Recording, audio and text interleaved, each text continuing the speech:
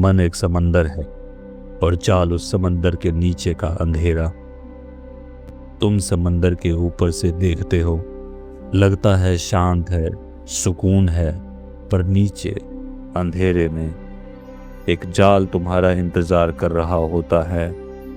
यह जाल तुम्हारे अपने हाथों से बुना गया होता है, तुम्हारी यादों से, तुम्हारे डर से, तुम्हारी उन ख्वाहिशों से जो कभी पूरी नहीं हुई।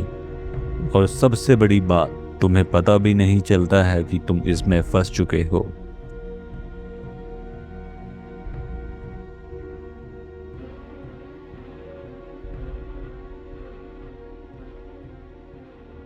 मन का जाल।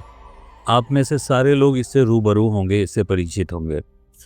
मन का जाल अपने द्वारा ही एक ट्रैप के तरह है, एक ट्रैप के तरह है जो खुद से बुना गया है, खुद से, खुद की उपज है। वो सेल्फ डाउट हो सकता है, पुरानी यादें हो सकता है, या फिर फियर हो सकता है। ये है बेसिकली मन का जाल। अब मन के जाल में, मन का जाल उस जाल के तरह है जो मकड़ी के जाल का होता है। मकड़ी के जाल में कोई अगर मकड़ी के जाल में अगर मकड़ी का शिकारी अगर फंस जाता है, मकड़ी का अगर शिकार फंस जाता है, तो वो उसे हिलने देता है पर उसे छुड़ाने नहीं देता। दैट मीन्स कि उस ट्रैप में तो रहता है, वो हिलडुल सकता है, but they can not fly away, they can not run away from that trap. Same like that मन का जाल है, जो आपको ये एहसास होने देता है कि आप कुछ एक्टिविटीज कर रहे हो, कुछ काम तो कर रहे हो, कुछ एक्शन तो हो रहा है, बट आप फंसे हुए हो। और हम में से बहुत सारे लोगों को ये पता ही नहीं चल पाता है कि वी आर इन मन का जाल। मन के जाल को हम समझ ही नहीं पाते हैं। मन के जाल जो होते हैं वो अलग अलग तरह के होते हैं, और अलग अलग तरह से वो आपको घेरने की कोशिश करता है, आपको फंसाने की कोशिश करता है।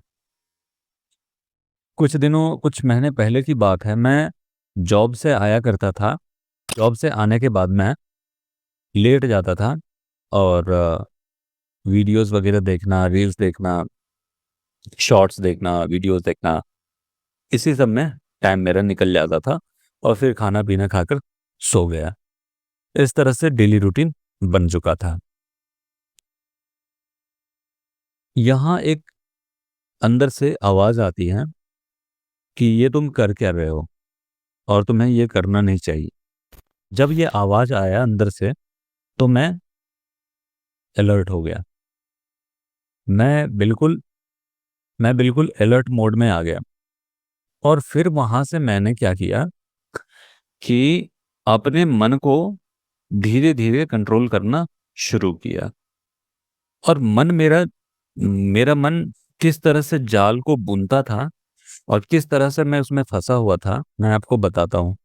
अब वीक ऑफ मिलना है। जब तक वीक ऑफ नहीं है, तब तक मन ख़्यालों में है, और तब तक मन ख़्यालों में है, और जो कुछ भी कमियाँ हैं जॉब में या फिर पर्सनल लाइफ़ में, उसको वो सुधारने की कोशिश करता है, और अपने आप से एक वादा करता है कि this week of I will find all the errors, I will find all the mistakes, and जो भी लाइफ में उल्टा पुल्टा है, I will find and I will correct it। तो वीक ऑफ आया। वीक ऑफ आने के बाद क्या काम शुरू हुआ? क्या नहीं, काम शुरू नहीं हुआ। फिर मन के जाल में फंस गया। मन का जाल अब कह रहा है कि वीक ऑफ है, पूरे 6 दिन तो काम करते रहते हो, 1 दिन का वीक ऑफ मिलता है, आराम भी नहीं कर सकते क्या? आराम करते।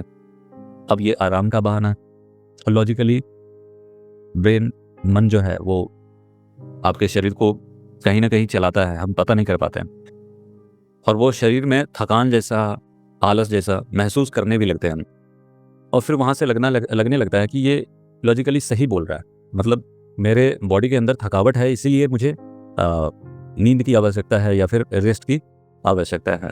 सो हम रेस्ट करने जाते हैं। रेस्ट करने के लिए हम सोते नहीं हैं, फिर हमें डोपामिन का एक शॉट चाहिए। अब वो शॉट्स कैसे चाहिए? डोपामिन हमें कहाँ से मिलता है? रील्स, शॉर्ट वीडियोस, यही तो है जो पल पल आपको एक अलग तरह का एक्साइटमेंट देते रहता है, एक झूठी खुशी आपको मिलती रहती है, आप उसमें उलझे रहते हो। असली जो आपके मन का जो जाल है ना, बहुत सारे लोग बोलते हैं, मैंने कुछ लोगों से बात भी करी, तो उनका भी कहना था कि मोबाइल एक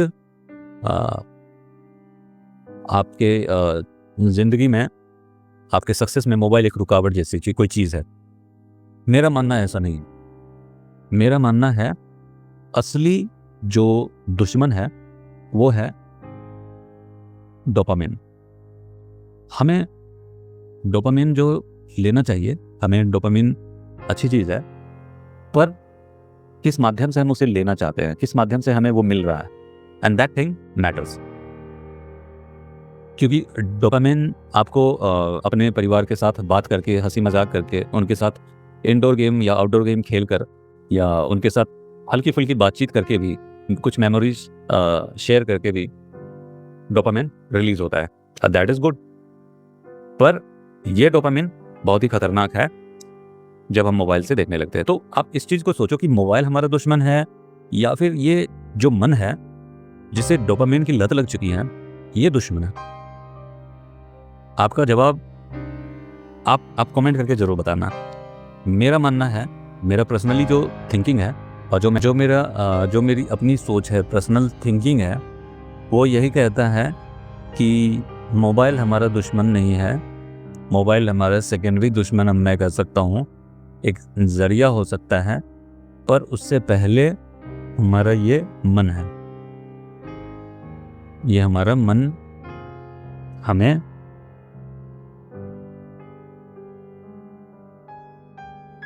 बिगाड़ रहा है। अगर मैं टीनेजर होता, अगर मैं 10 साल का बच्चा होता, और तब मैं मोबाइल से बहुत ज़्यादा उलझा रहता, वहाँ भी असल में डोपामिन का ही खेल है। पर मैं ये कह सकता हूँ कि मैं मैच्योर नहीं हूँ, मेरा दिमाग अभी इतना मैच्योर नहीं हुआ है कि मैं इस चीज़ में फ़र्क पैदा कर सकूँ कि क्या गलत और क्या सही। In that age I can understand, but after reaching like crossing 20 or 25 years, तब मुझे नहीं लगता है कि हमें किसी गैजेट को या किसी ऐसे चीज़ को जिसकी आपकी लत लगी है, उसको आपको कोसना चाहिए। हमें अपने अंदर झांकना चाहिए और उस मन को देखना चाहिए जो मन हमसे खेले जा रहा है, जो मन हमें आगे बढ़ने देना नहीं चाहता है। वो एक्शन तो हमसे करवा रहा है, हमें तो लग रहा है कि हम डेली उठकर कुछ कर रहे हैं, कुछ आगे बढ़ रहे हैं, लेकिन ये 4 कदम आगे बढ़ने के बाद ये 8 कदम वापस भी ले आता है, और ये मन का ही खेल है।